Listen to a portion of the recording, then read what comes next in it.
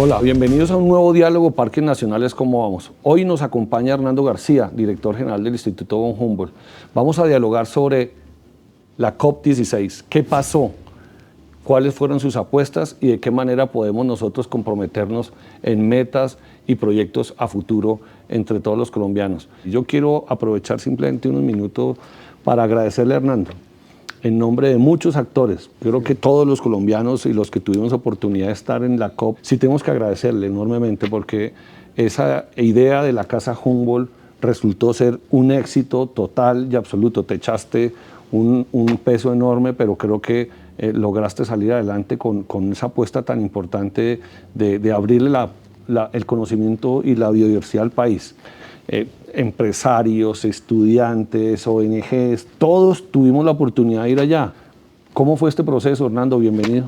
Bueno, Omar, muchísimas gracias. Un saludo a Parques ¿Cómo vamos? Esta iniciativa tan importante de país, de estar mirando ese espacio tan relevante para la construcción de país que son nuestras áreas protegidas y tener esta mirada también independiente, constructiva, ¿no? Para que realmente cada día apostemos con más fuerza a las decisiones de tener unas áreas protegidas coherentes, bien gobernadas y que realmente respondan a los propósitos de conservación del país.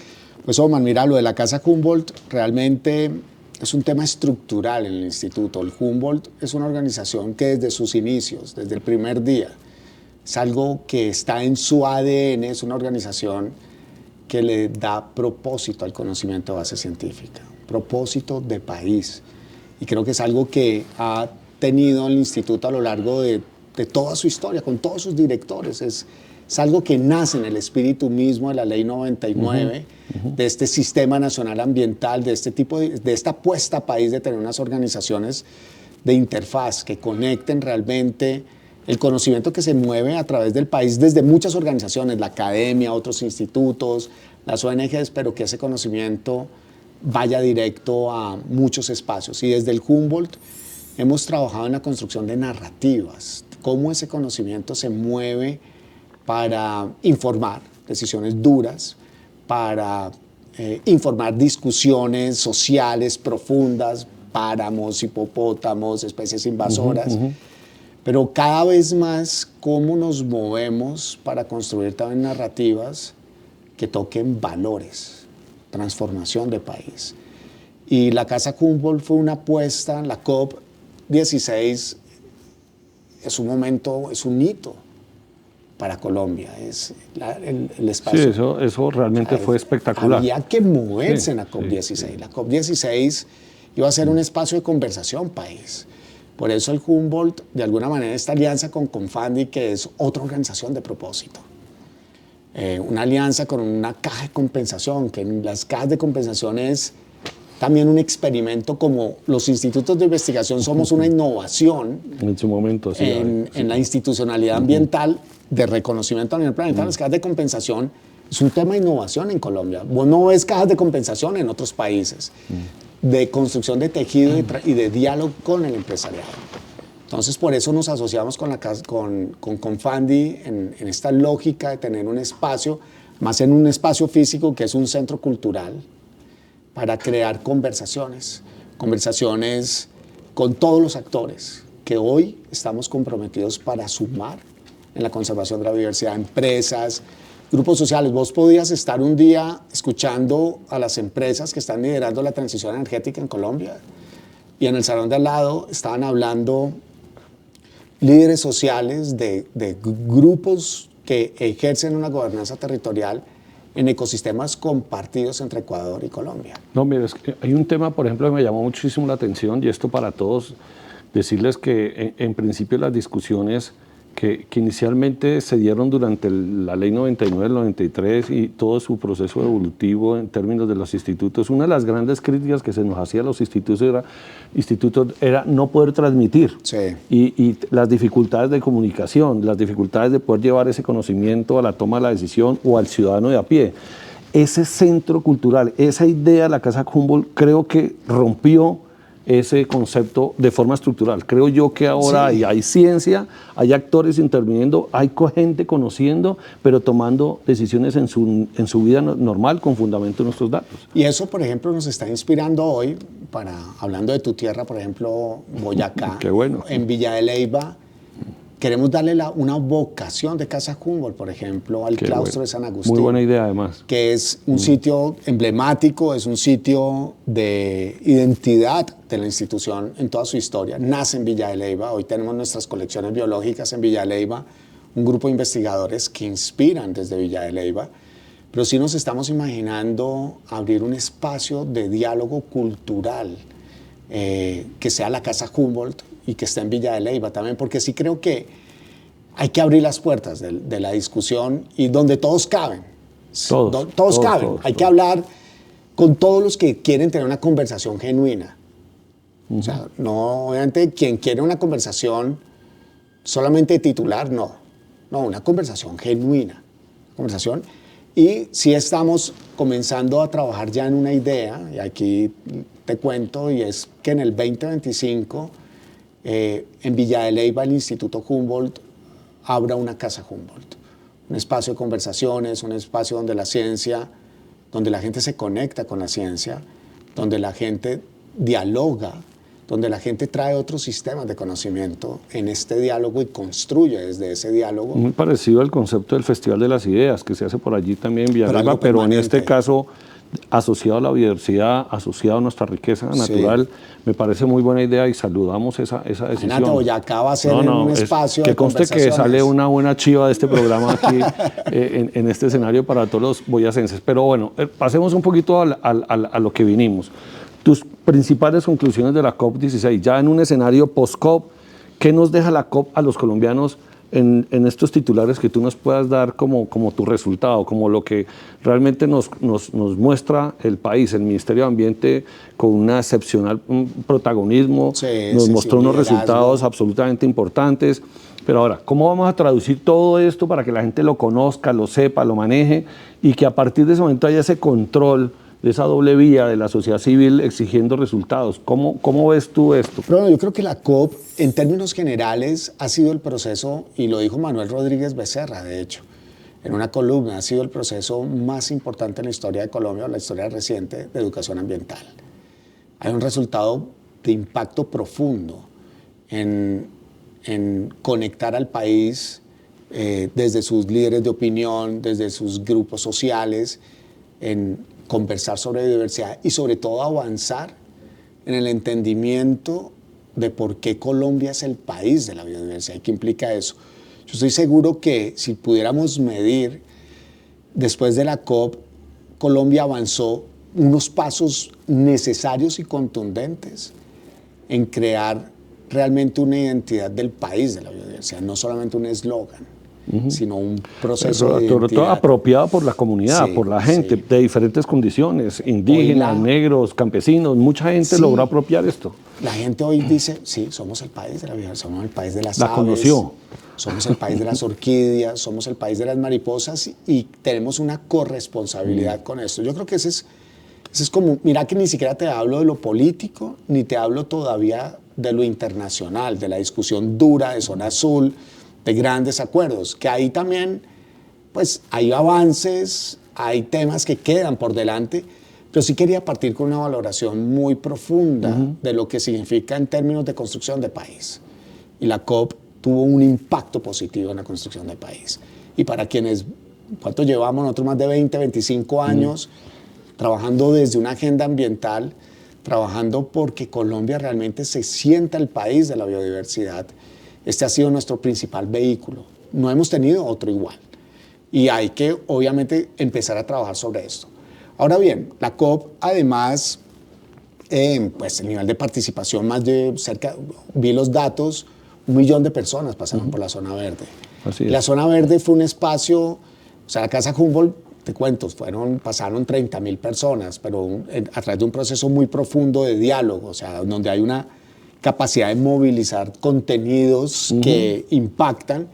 La zona verde fue un gran espacio de encuentro alrededor de quienes celebramos la biodiversidad y 1 millón de personas. O sea, yo creo que todo Cali, yo como caleño, hermano, pues yo digo que es esta belleza, una ciudad que ha sufrido tanto, una ciudad con tantas fracturas, una ciudad que se encuentra.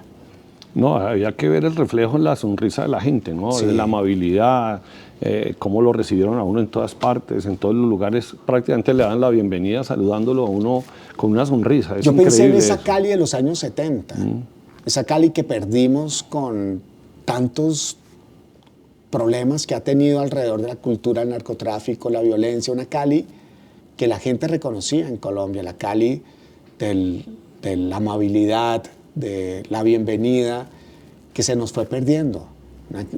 Y llegamos a un imaginario de una Cali del conflicto, de las desigualdades, que ahí están igual.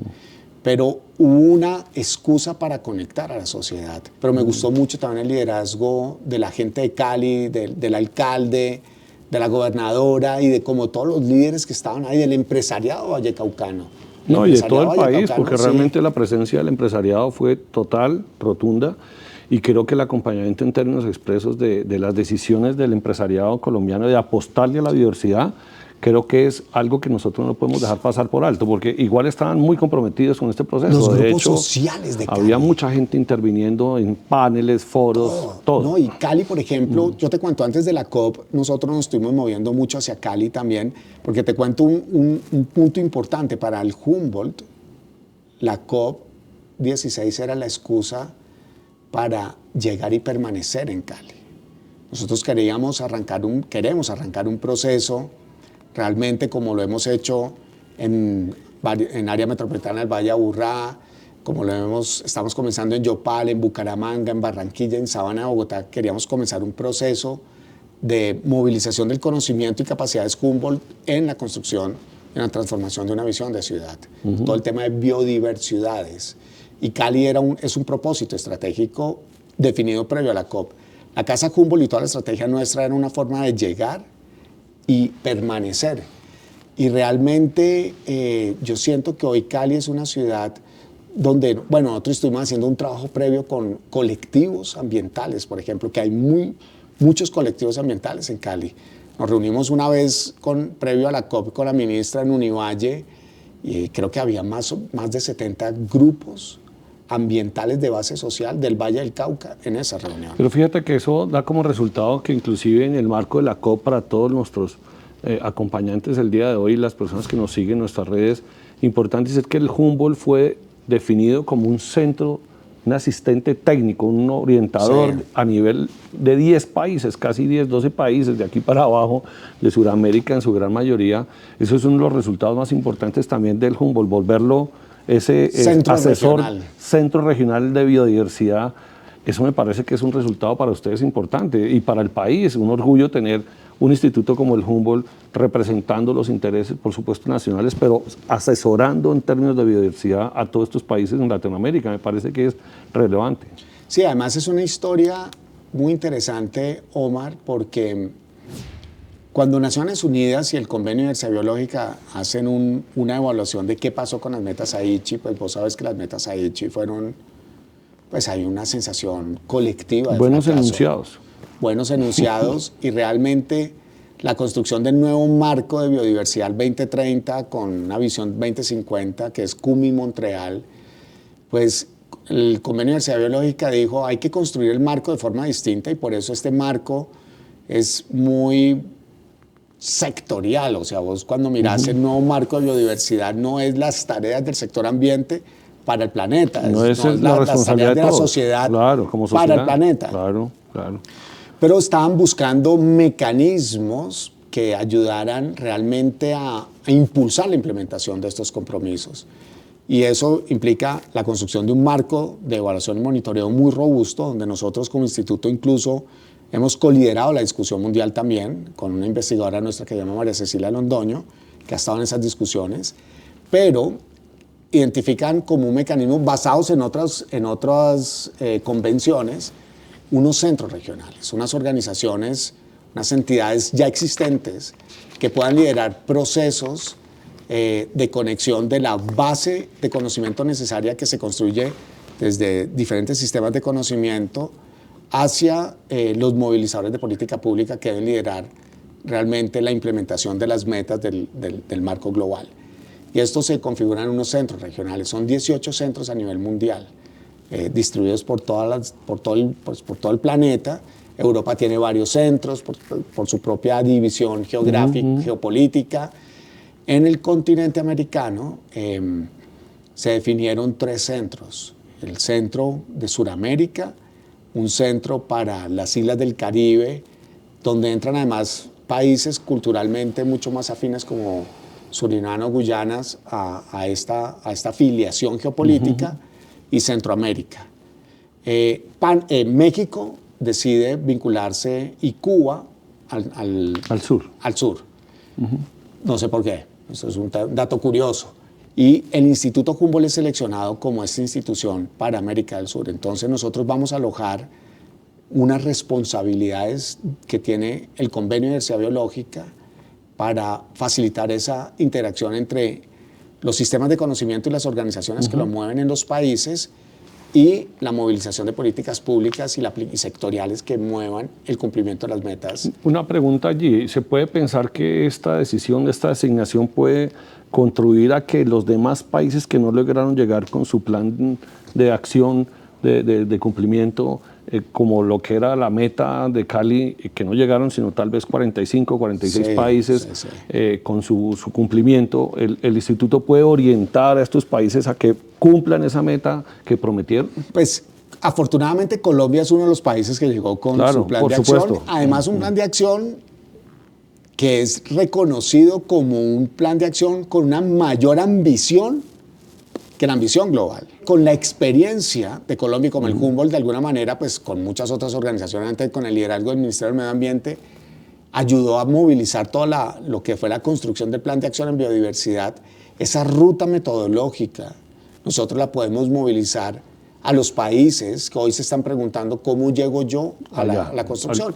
Y eso es parte de las responsabilidades que nosotros vamos a tener, coger soluciones metodológicas para un propósito que se resuelven en un país determinado y poder llevarlo mediante una estrategia con los actores adecuados a los otros países de la región. Bueno, ahora hablemos de ese documento que fue uno de los hitos que Colombia cumplió, de que todos celebramos, pero como tú lo dices, son unos mangos muy altos, pero que denotan claramente un esfuerzo gigante para cumplir. Pero algo que uno podría advertir en esto es que finalmente se logró esa sinergia entre todos los actores para poder llegar a ella. ¿Tú qué ves de este documento? ¿Cómo lo viste? ¿Cómo lo sientes? ¿Cuáles son los retos que tú ves? ¿Podemos tener mayor complicación o de alguna manera cómo podemos llegar al cumplimiento de estas metas? Mira, el plan de acción en biodiversidad para Colombia, evidentemente Colombia estaba orientado al cumplimiento de esta responsabilidad derivada de Kunming, de Montreal, de la COP15, y Colombia empezó a moverse.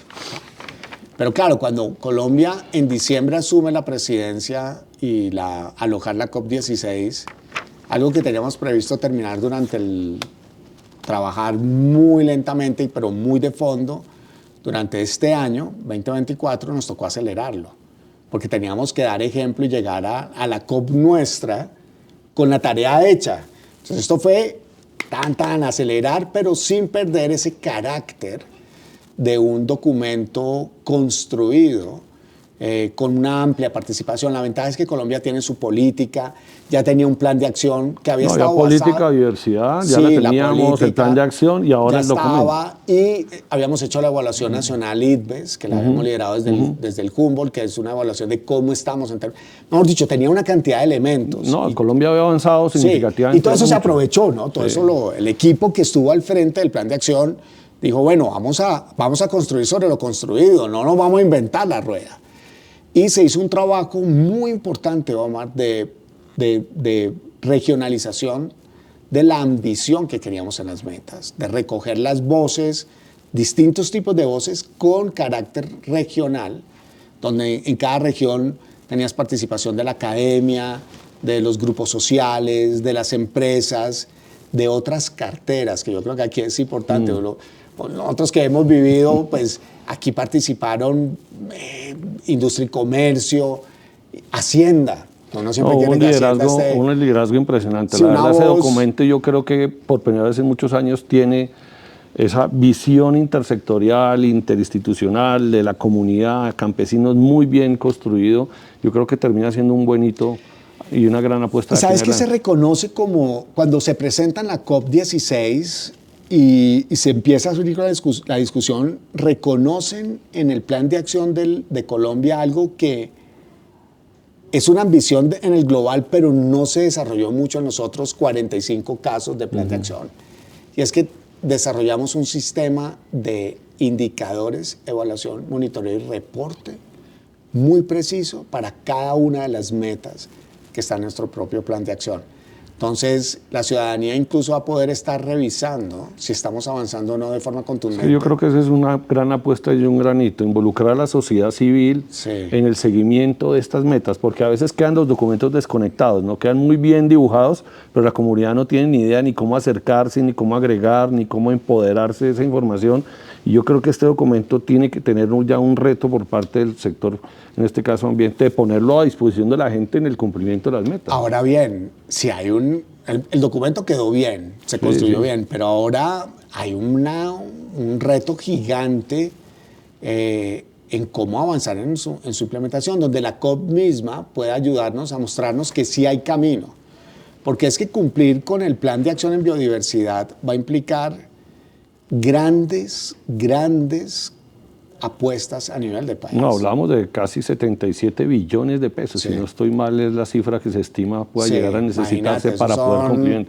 una parte importante del presupuesto. Por eso yo creo que la apuesta está en poder lograr que las comunidades y los sectores formen parte del proceso, Sí. que la responsabilidad no recaiga solamente en la institucionalidad. Yo creo que los éxitos que tiene la COP precisamente es que la gente entendió que somos todos parte de un solo ejercicio, que no solamente son unos allá haciendo y otros reclamando, sino venga, hagámoslo juntos. Y yo creo que esta gran apuesta es cómo lograr cerrar esas distancias y generar sinergias en procura del cumplimiento del plan.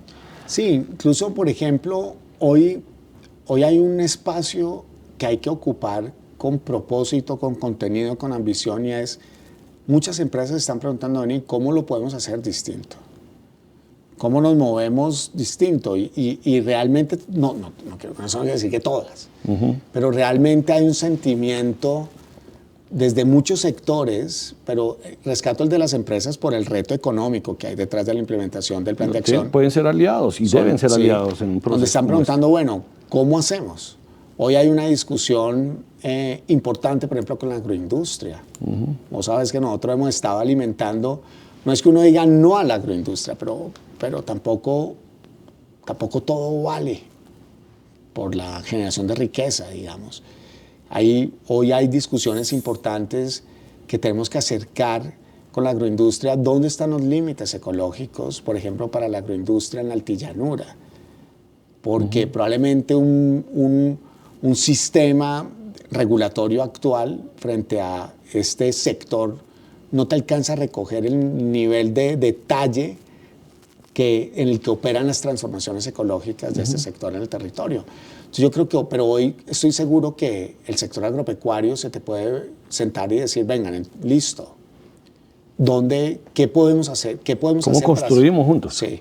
Yo creo que hay muchas conversaciones pendientes que quedaron en el tintero. Y que hay que aprovecharlas. Así que la COP ayuda a poner sobre la mesa, pero ahorita se va a necesitar el liderazgo de todos. Hay que empezar por recobrar la confianza entre todos. Yo creo que una gran apuesta es, por lo menos nos pusimos de acuerdo en el discurso, nos pusimos de acuerdo en el documento, pongámonos de acuerdo en cómo lo vamos a operar, repartiendo tareas y de alguna forma confiando los unos en los otros. Yo quisiera de alguna manera no perder la oportunidad de opinión respecto al fondo Cali.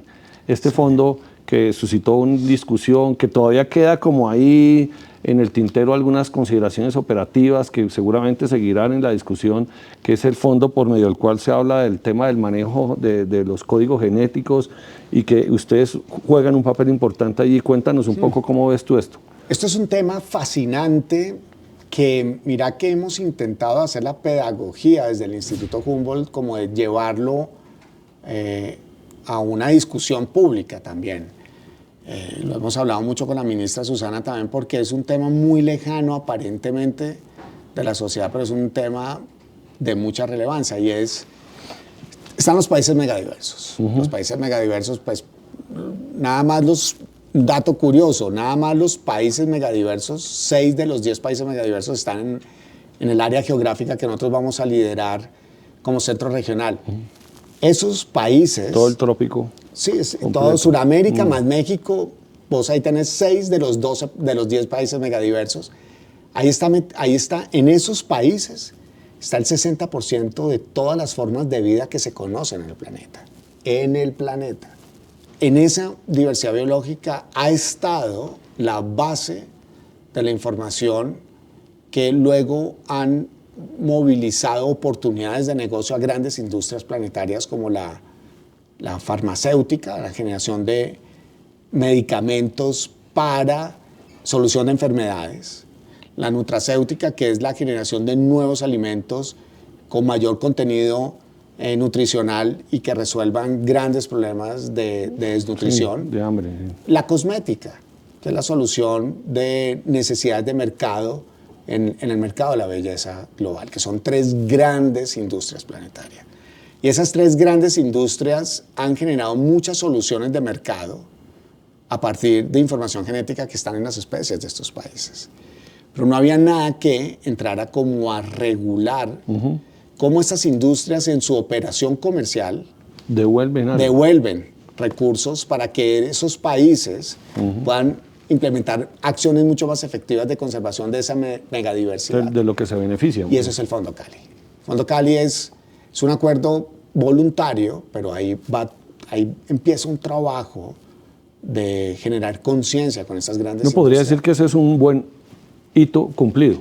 Es un hito cumplido que era muy difícil, porque esto no era un hito para COP16, esto ha sido un hito que habíamos retrasado desde varias COP atrás. Esto es una discusión anterior. Muy anterior, incluso anterior a Montreal. Esto venía de atrás.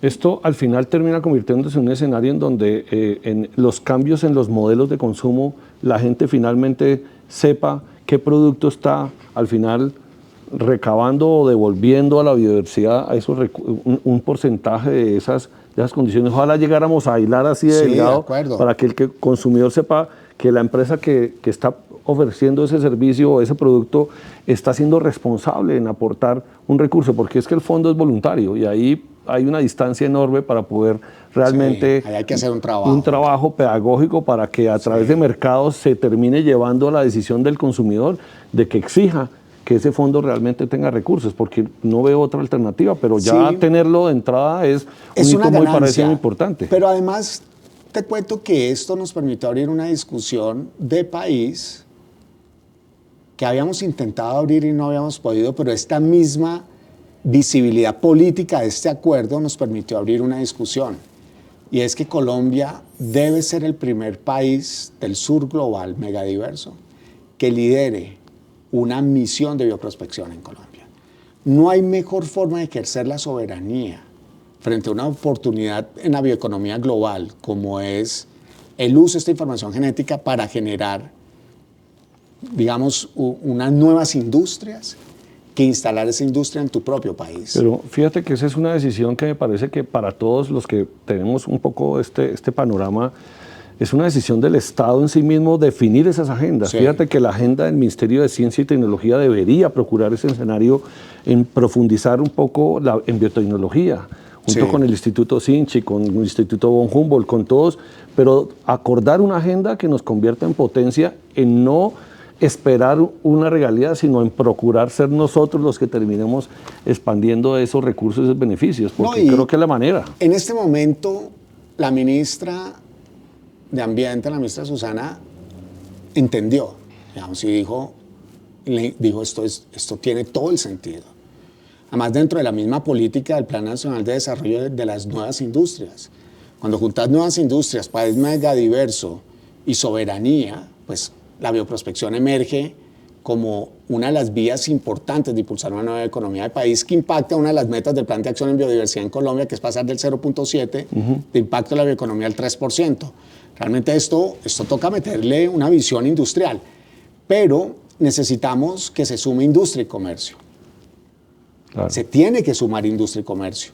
Y se tiene que sumar ciencia, tecnología e innovación, claramente. A mí hay una de las cosas que finalmente esto como para agregar aquí en la conversación, después de tantos años, uno como que encuentra finalmente en la cadena el resultado de tantas discusiones, de tantos años, ver ya esa sinergia entre la importancia de sumar al Ministerio de Industria y Comercio subido a este proceso, al Ministerio de Ciencia, con algunas dificultades todavía sin definir estas agendas en términos de cambio climático, investigación, profundizar en eso, pero uno de todos los sectores ya entrando en un discurso que es prácticamente el sueño de todos nosotros durante muchos años. Sí, incluso. Faltando, por supuesto, mucho, porque hasta ahora pues estamos viendo los resultados de tantos años de presión. Evidentemente aquí es un llamado, también a agricultura. Por ejemplo, Agrosavia es una organización que además vos conocés muy bien, que ya ha avanzado mucho en eso y tiene capacidades instaladas. Colombia tiene muy buenas capacidades distribuidas en algunos centros de investigación y en las universidades, pero aquí lo que toca crear es un propósito país.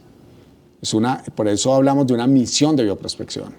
Es algo que integre capacidades que ya están y posicionar a Colombia en una lógica de una verdadera bioeconomía basada en su propio capital natural. Pero Hernando, pero una decisión de Estado, no de gobierno. Es de Estado. Algo que sea de largo aliento. Que la gente tenga claro cuál es su horizonte de tiempo para ingresar en los procesos, como definiendo una transición que no se decreta, sino una transición termina dando cuenta de un proceso largo, metódico, pausado, en donde todos de alguna manera saben cuál es su horizonte en términos de tiempo y cuál es su papel y su rol, porque creo que es por ahí. No, y por eso la propuesta es que se impulse desde los institutos de investigación del SINA, en términos de direccionamiento de política y de visión estratégica, que conecte a industria y comercio, tiene que conectarse, que conecte a las universidades y el Sistema Nacional de Ciencia y Tecnología, pero de acuerdo con vos en que esto es una apuesta de Estado. Esto no puede ser impulsado en un momento determinado por un gobierno, pero el gobierno lo tiene que hacer de una forma generosa y genuina de construcción de país. Esto no tiene una etiqueta política, esto tiene una etiqueta país. ¿Qué podemos plantear de recursos que ustedes puedan haber visto cómo se movilizaron estos recursos, si realmente Colombia puede tener la oportunidad de haber garantizado en esta COP más recursos, porque se movilizaron para la Amazonía, se movilizaron para el Chocó geográfico? ¿Qué le quedó realmente en esa lectura de recursos al país y se lograron conseguir esfuerzos económicos para apuntalar proyectos como con los que lidera el Humboldt? Hay una discusión todavía por terminar de discutir global. Son un mecanismo de financiación mucho más ambicioso para la lucha contra la pérdida de biodiversidad a nivel global. Aquí hay muchos matices, sé que ha habido críticas, pero yo también siento que se están negociando y se están discutiendo nuevos arreglos desde los países megadiversos. Creo que hay más liderazgo político en la discusión planetaria de los países megadiversos.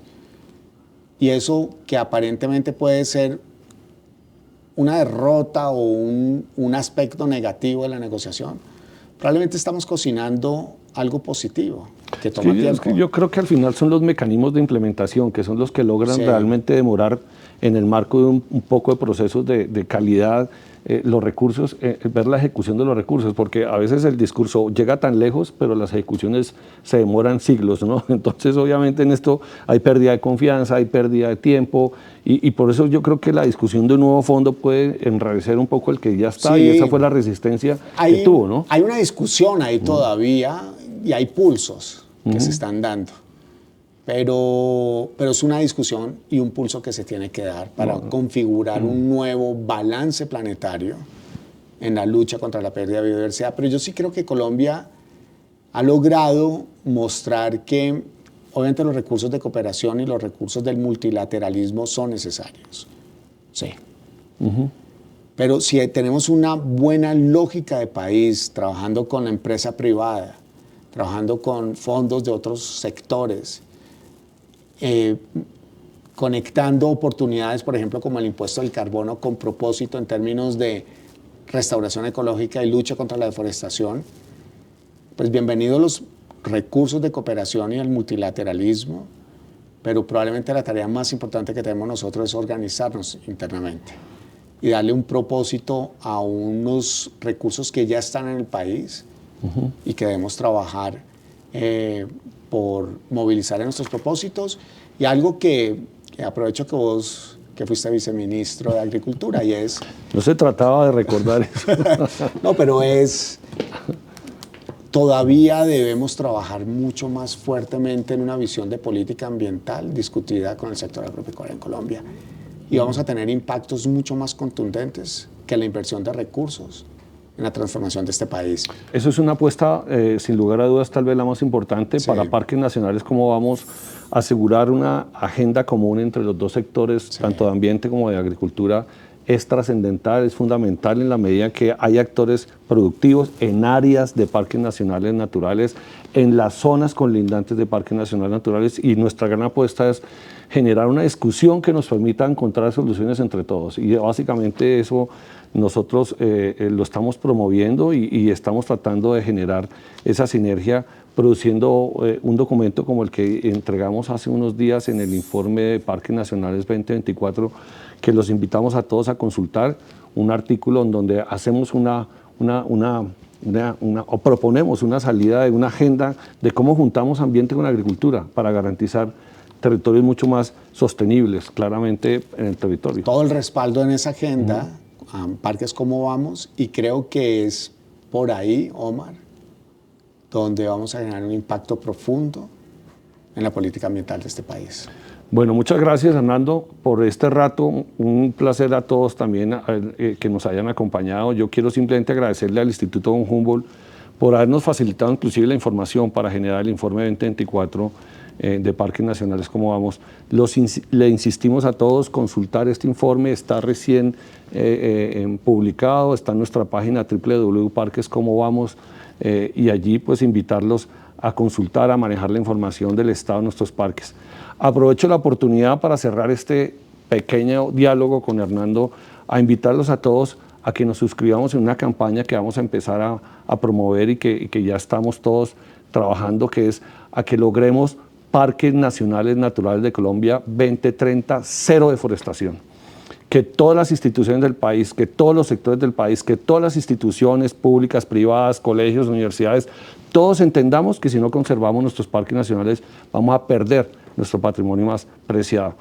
En esta época, y por esta época, es cuando empieza la selva de la Orinoquia y de la Amazonía a perderse. En este momento de bajas precipitaciones en ese sector del país es cuando empieza a aumentar la pérdida de bosque. ¿Qué opinas de este reto que le estamos colocando a los colombianos, esta apuesta? Pues Omar, cero deforestación en Parques Nacionales Naturales de Colombia es un propósito, tiene que ser un propósito.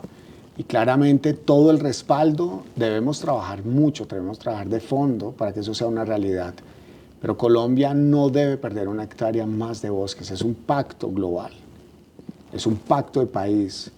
Y para eso pues, debemos trabajar con las comunidades que gobiernan los territorios, que hacen parte de esos territorios, llevar soluciones, pero no podemos perder más bosques y cuidar nuestros parques nacionales naturales. Muchas gracias. Mi invitación y la de todos como de Parques Nacionales Cómo Vamos es invitarlos a usted, Hernando, a todos los colombianos a que acordemos un gran pacto, cero deforestación en los Parques Nacionales Naturales de Colombia 2030. Un saludo para todos y muchas gracias.